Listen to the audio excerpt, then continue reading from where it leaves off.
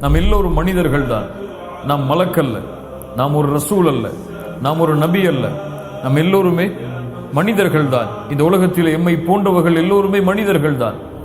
எல்லோருக்கும் ஒரே அடியாக ஈமான் உயர்ந்து கொண்டும் போகாது, எல்லோருக்கும் ஒரே அடியாக ஈமான் தாழ்ந்து கொண்டும் போகாது.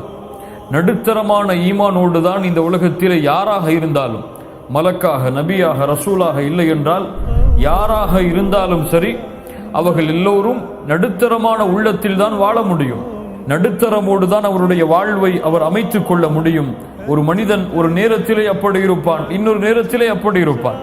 அவனுக்கு உரைகளை கேட்கும் பொழுது ஈமான் அதிகரிக்கும். பள்ளியை விட்டு வெளியே சென்று விட்டால் அதனுடைய தாக்கம் குறையும். அதே தாக்கத்தை அவன் எதிர்பார்க்க முடியாது. அவன் மலக்கல்ல அப்படி எதிர்பார்ப்பதற்கு, அவன் நபி அல்ல அப்படி எதிர்பார்ப்பதற்கு, அவன் ரசூல் அல்ல அப்படி எதிர்பார்ப்பதற்கு. இந்த நிலையோடு தான் ஒரு மனிதன் இந்த பூமியிலே வாழ முடியும்.